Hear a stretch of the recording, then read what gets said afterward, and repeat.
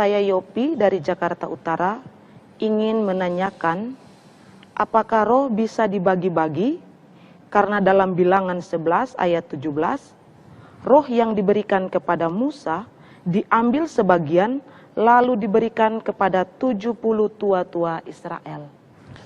Oke, kita baca ya Bilangan 11 ayat yang ke-17. Maka aku, Tuhan ya, aku akan turun dan berbicara dengan engkau di sana, dengan Musa. Lalu sebagian dari roh yang hinggap padamu itu akan kuambil dan kutaruh ke atas mereka. Mereka ini 70 tua-tua itu.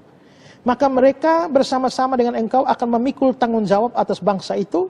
Jadi tidak usah lagi engkau seorang diri memikulnya. Lalu ayat 25. Lalu turunlah Tuhan dalam awan dan berbicara kepada Musa. Kemudian diambilnya sebagian dari roh yang hinggap padanya dan ditaruh ke atas ke 70 tua-tua itu. Ketika roh hinggap pada mereka, kepenuhan mereka seperti nabi dan seterusnya. Jadi roh yang ada pada Musa itu diambil lalu dibagi-bagi kepada 70 tua-tua. Nah, apakah Roh Kudus yang ada pada kita itu bisa dibagi-bagi? Nah, beberapa hal perlu saya jelaskan di sini. Pertama, bahwa di sini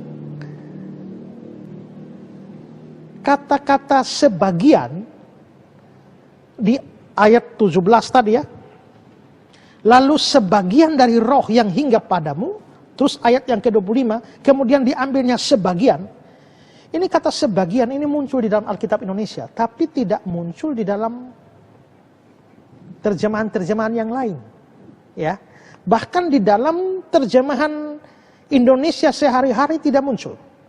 Maka aku akan turun kelak dan berfirman kepadamu di sana, dan aku akan mengambil daripada roh yang padamu itu serta membubuh dia pada mereka.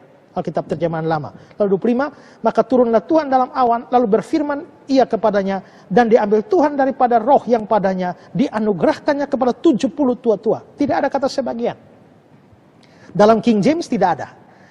New International Version juga tidak ada. New American Standard Bible juga tidak ada. Jadi kelihatannya memang di sini untuk terjemahan baru Lembaga Alkitab Indonesia ada penerjemahan yang memasukkan satu kata yang mestinya tidak ada.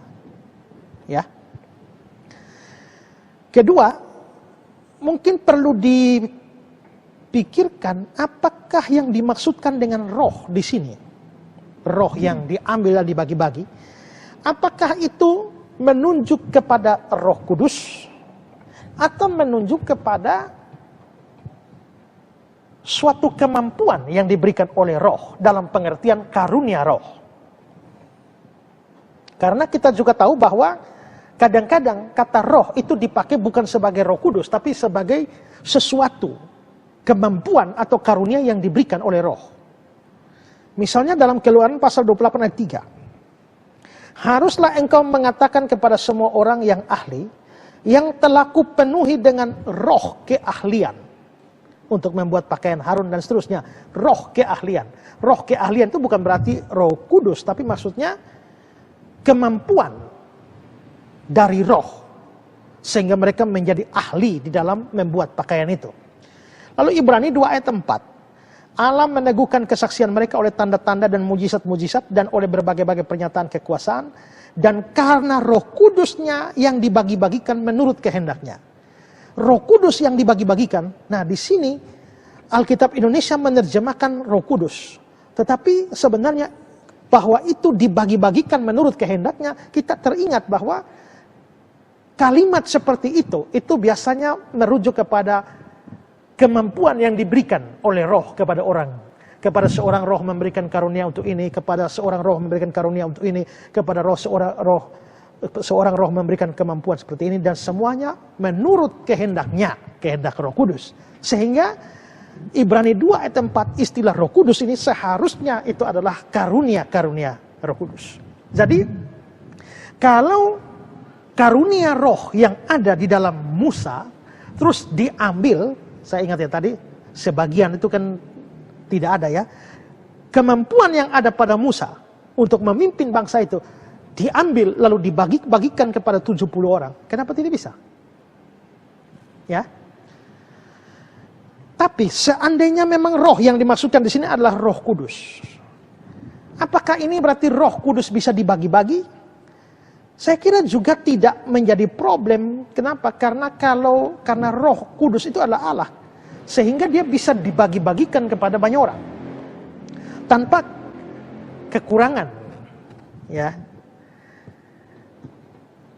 kalau itu bukan Allah, hanya manusia, lalu dibagi-bagikan, memang ini ambil setengahnya saya bagi ke sana, tinggal setengah, ambil lagi seperempat, lama-lama habis.